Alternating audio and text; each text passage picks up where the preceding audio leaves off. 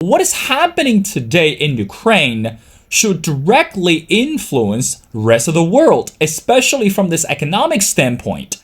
Now, keep in mind, it's one thing that we understand that international relationship should never be easy.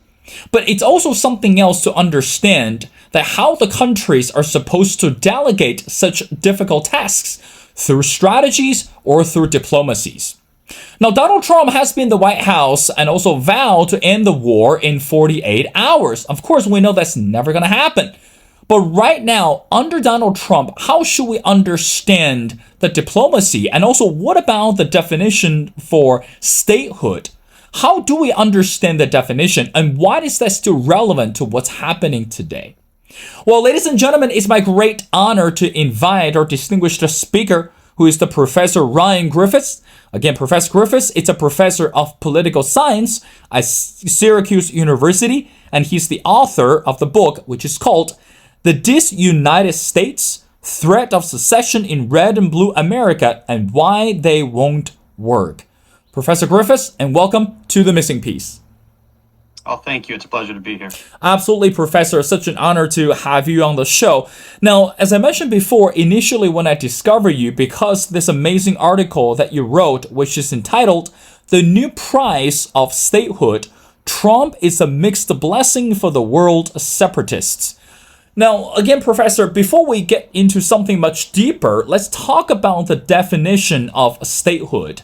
I mean, again, you're the expert and you're the professor of political science. What is the definition of statehood today when we look at the complication of the international relationships and also the complication of the wars around the world? Your thoughts? All right. Thank you. Thanks. And thanks for having me here.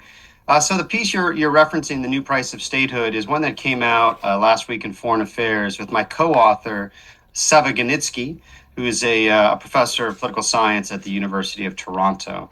So to your question, when we talk about the new price of statehood in the contemporary international system usually or typically references what we call sovereign states. Right? These are independent states that are full members of the United Nations. There are 193 independent sovereign states at this point in time. That number changes, has changed over the decades. It's kind of like a human population, right? It ebbs and it flows. And really, since the mid-20th century, that population has increased dramatically. All right. So how we think of statehood, political scientists, diplomats really, are functional states that are recognized by other states and are allowed to become a full member of the United Nations, which is a very interesting process. I'm happy to chat about that if you will, but that's how we think about statehood. Now, I want to dive into the article right away. Now, this is something that you wrote, which is quite fascinating, and also, of course, it's rather interesting for us to further our dialogue. It's when we look at the role of the U.S. at this moment. Now, again, in the article, Professor, that you wrote, that for the United States, the most powerful country in the world no longer views territorial integrity as an important element of the global order.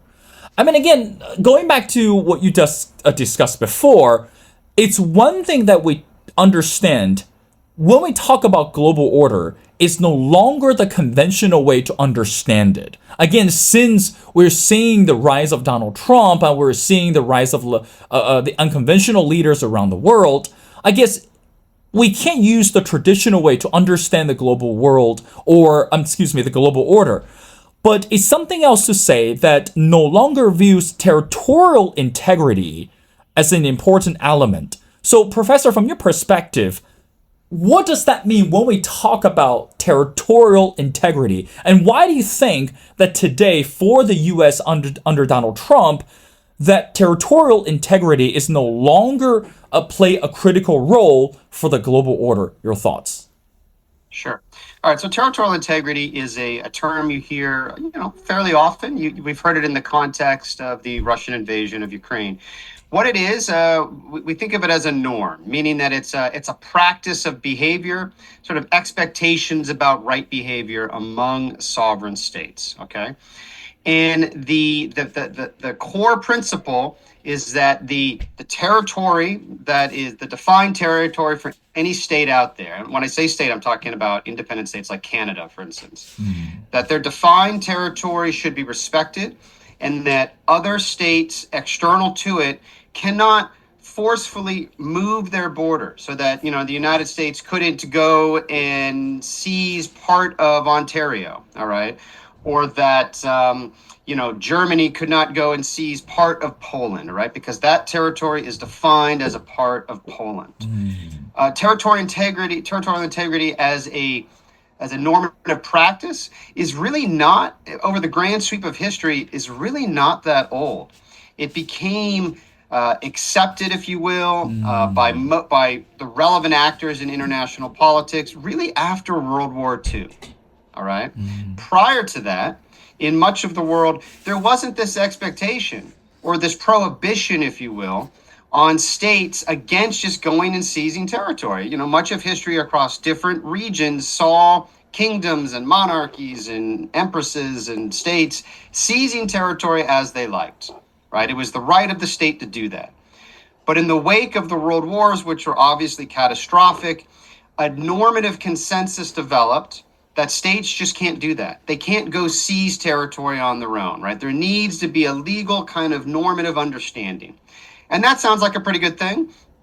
And most people who study this think that that's one of the reasons that interstate war between countries, has declined so much since the mid 20th century. All right.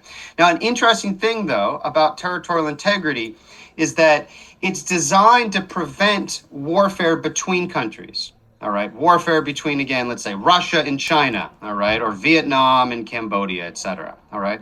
But what it's also done is created a fence, if you will, an obstacle to internal movements inside countries, secessionist movements that want to secede and become independent states. And when they do that and become an independent state, they are changing the borders of the state that they're a part of. All right. So if, there's been an interesting movement in northeastern Spain in the last decade or so called in Catalonia for independence, right? A vibrant movement, fascinating to watch. And one of the things the Spanish state will say is like, no, you cannot have your independence because that violates the territorial integrity of Spain. Just as Tibet would violate the territorial integrity of China, Quebec would violate the territorial integrity of Canada.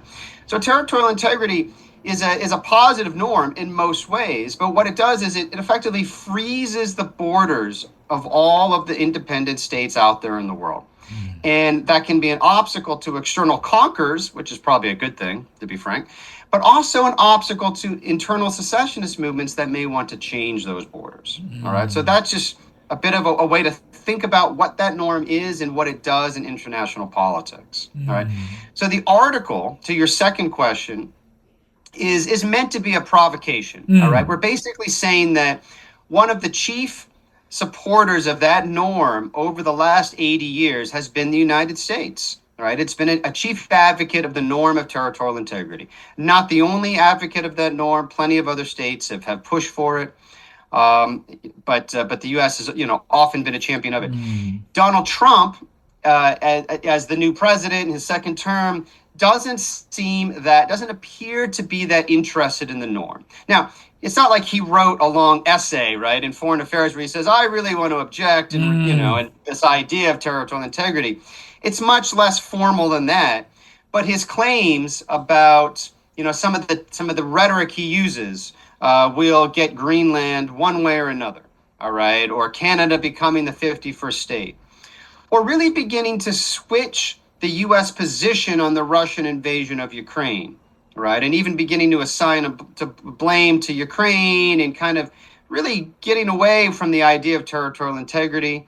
Even some of the comments made about Gaza in the last month or so suggest a very different way of thinking about international politics with respect to borders, which is to say that the norm doesn't really have any resonance for him, all right?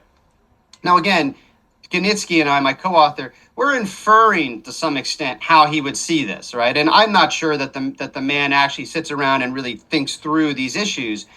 But what we are suggesting then, if you have a president in the United States has a special role in the world, just given its power and its importance over the last century. If they begin to reject that norm and move on from it, what that would do for international politics between states, as well as for separatist or secessionist movements inside them. And that's where we begin to roll out the analysis. Professor, when we talk about statehood or we talk about international relationships, another word that you briefly touch on in the article is the word diplomacy. I mean, if I may to borrow a sentence from the former British Prime Minister Winston Churchill, and he once said, and I quote, "America always knows how to make the best decision after exhausting all the possibilities," end quote. Now, when we look at the complication of the wars in Ukraine and also the matters around the world, it's again, going back to what I said before, it's one thing to understand the role of the US, but it's another way to say, I love to solve the problem, or I would love to help mediate with the issue through diplomacy. I mean, again, when we look at China, China has been well known for what they called the wolf warrior diplomacy. When it comes to Vietnam, Vietnam recently, or not recently, but in the past couple years, roll out what they called a bamboo diplomacy. For India, it's the paper tiger diplomacy. So, Professor, when we look at the word diplomacy, how is that connected, or how is that relevant to what's happening today? So, in other words, how much do we believe the value of diplomacy when we look at the complication of the global order? Or the better question is, what role does the diplomacy play when we look at really say minimize the threat but increase the connectivity or increase the possibility of relationships, so to speak? Your thoughts? Right. So it's an interesting question, and to the extent it's possible that there's some of the nuances there that that I'm not quite getting, but so diplomacy is going to be pivotal, right, for any national leader in terms of how they negotiate these issues. I think partly what you're getting at is this importance in terms of being practical, trying to make the best decision or the least bad decision in the moment, which is partly why the Churchill quote seems so on the spot. Maybe where you're going with this is what Trump says just convenient in the moment because he's trying to reach certain outcomes and he's not going to let certain norms get in the way of reaching those outcomes. He's sort of seeking practical outcomes. Is that partly what you're asking? Yes, sir. Okay, so I mean that is one read on Trump, and I think I don't think it's an incorrect read. I think that is a big part of what he's doing. But one way to think about it, though, is that the norm that we're talking about in the article, right? In norms in general, they're not hard laws out there, right? So like if you and I meet for coffee later and we go rob a bank, we're gonna get arrested, right? We'll get thrown in jail, right? There's no the law is black and white about that. International norms are not like that, right? If the United States marches off and seizes half of Mexico, there is no international police that can come in and say we're going to arrest you, right? It's anarchy. States kind of do what they want. So one of the reasons this is important is that the norms then are kind of like practices that everybody agrees on. And they work when people when they don't say things that run contrary to them. All right. So if many state leaders, let's say Xi Jinping and Putin and and Trump and all the prominent world leaders begin to talk about conquest in a very casual way, right? Then that begins to really undermine the notion that it should be a taboo. All right. Now, we might say, well, they're just using this rhetorically, right? They're just kind of trying to reach diplomatic ends, et cetera.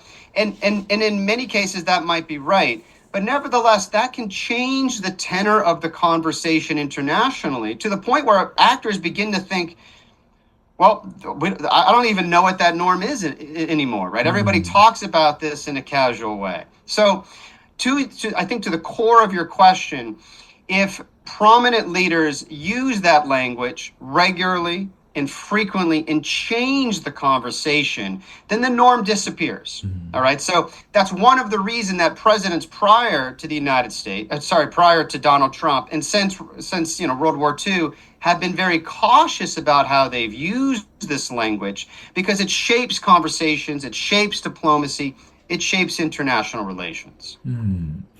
Professor, I want to move on to our conversation. Again, going back to your article, portion of the article, which is entitled called Identity Crisis. Now, again, I want to read something that you wrote, and let's keep going with the dialogue. And I quote, because Trump's order has mixed consequences for separatists, it will not yield a single outcome from their movement, but instead, it will reconfigure the terrain on which they operate.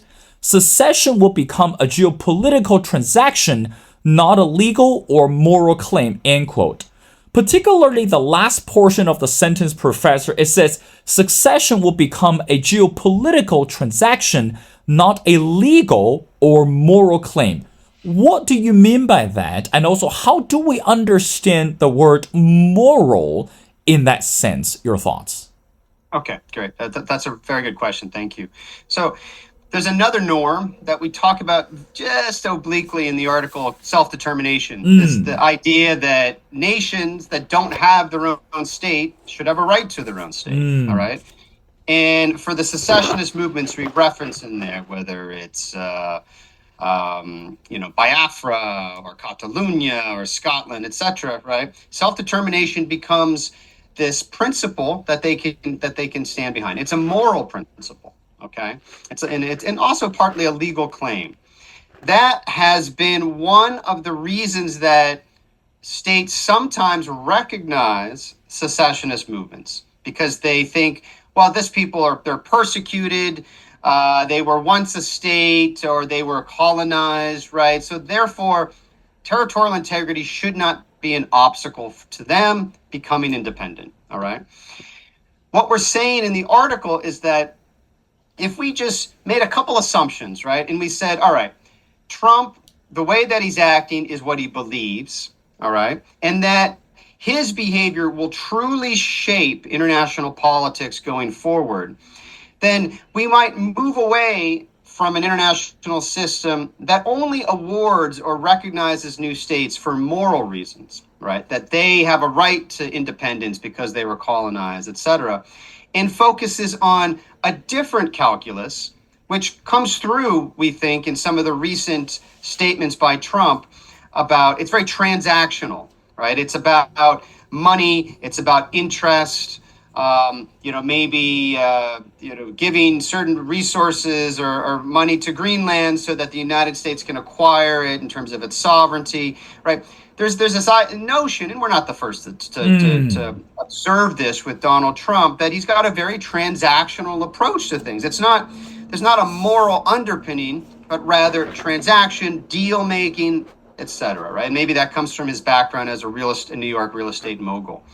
If we then imagine that the way that the international community responded to secessionist claims was not because of self-determination or because a legal or moral claim, but simply what that group, what that stateless nation could offer, what they could sell, then you would get a very different dynamic. So, for instance, in the Horn of Africa, Somaliland is a secessionist region. It's part of Somalia. It's been secessionist since the early 90s, right?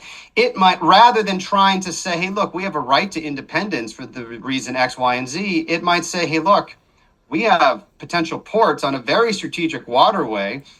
We'll go ahead and sell those ports, or we'll sell rights to that if you'll recognize us. That becomes a very different kind of secessionist game. In an earlier book that I wrote in 2001 called Secession and the Sovereignty Game, I said that all secessionist movements, they behave strategically, right? They think about the strategic environment, that the world offers, and they try to figure out the best way to get independence.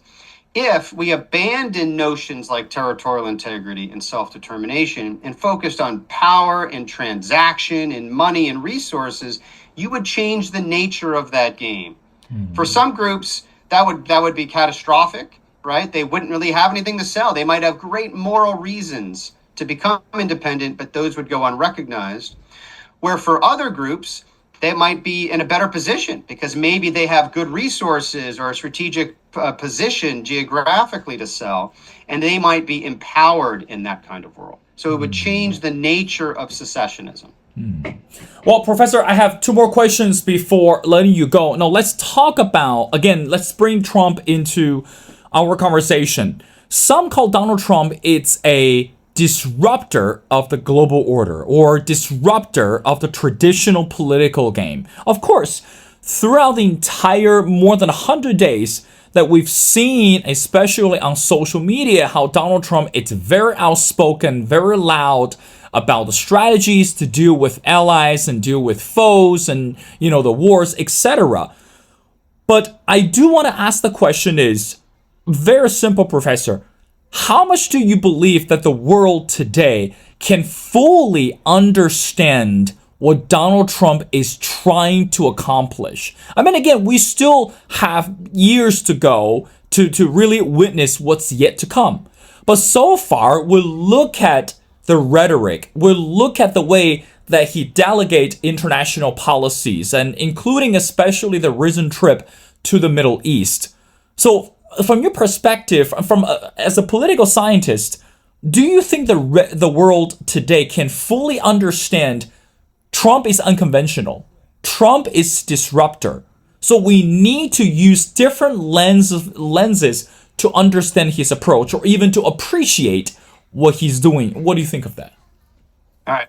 I mean, I think there's two ways to answer that. One is, I think it's very difficult to understand where this will go, right? That's sort of trying to predict the future in a way, right? And, to quote, to use another, not Churchill, but Yogi Berra, another famous person with lots of great quotes, he said, prediction is hard, especially about the future, right? So trying to forecast what will happen from all of this is incredibly difficult. There are so many factors. It may be that Trump just becomes a blip. Right. He finishes his presidency. Another person comes into power, and things kind of go back to normal. U.S. policy kind of continues on its trajectory. It's really hard to say. All right. It's hard to know how much he is going to disrupt things. There's so many factors that go into that. I think a second question, which is maybe a closer to what you asked, is trying to understand what he is trying to do. And that, to me, doesn't seem nearly as difficult, right? Not to say it's easy, because Trump is kind of mercurial. He's sort of difficult to, he kind of moves quickly, and he often says things and then changes tack. And, there's a kind of riffing sense, like he's a jazz musician, right? He's just kind of going back and forth and trying different things. It can be rather incoherent. That said, right, most people who study his administration can pick out defining principles or guiding principles, right? What he wants to do. A lot of it is it's vendetta seeking. It's trying to change policies regarding free trade. Like, that's not too difficult to figure out what he wants to do there, right? In fact, that's a good example. We can see what he's trying to do. He wants to alter, the world trading system, to make it, as he sees it, more fair for the United States, etc. And that's where a lot of this tarification or these tariff conflicts are coming from. We can see quite clearly what he's trying to do, but what will follow from that, what's going to happen 5-10 years out, is very difficult to understand, because that comes down to so many other factors that go beyond Donald Trump. The American population, the population of other countries and other world leaders. So, long story short, I think we can get a good sense in what he's trying to do, not a perfect one, all right? But the outcomes of that down the line in terms of that potential disruption are difficult to pick out. Well, Professor, I want to end our conversation by asking you the last question. Again, I want to refer to your book. It's called The Disunited States, Threat of Secession in Red and Blue America and Why They Won't Work. There's no surprise today we continue to see the political polarization in our nation. And again, especially people are very much concerned regarding the current political status and also what's going to happen, to their lives in many aspects. But right now, there's still majority of the American voters believe we don't want to see more dividers and we need to see more unifiers, which is rather crucial at this moment, and especially for the bigger picture. So, Professor, from your perspective, the last question, how much can we expect that we no longer to see a disunited States of America, and we love to see a United States of America, not only domestically, but also internationally? We would love to elevate our image of the U.S. to the international stage. But meanwhile, we need to value democracy, continue to put the democracy at the first place in order to present ourselves in a more righteous or even a more presenter way. So do you think it's still possible to see the unification rather than polarization? Your final thoughts. Yeah, thanks, Will. Let me answer that in two parts. The first part is that, yes, the book that's coming out, The Disunited States, is written as a scholar of secession, looking at claims and demands in the United States for this idea of a red-blue, Republican, Democrat, conservative, liberal divorce. People often draw an analogy with marital divorce.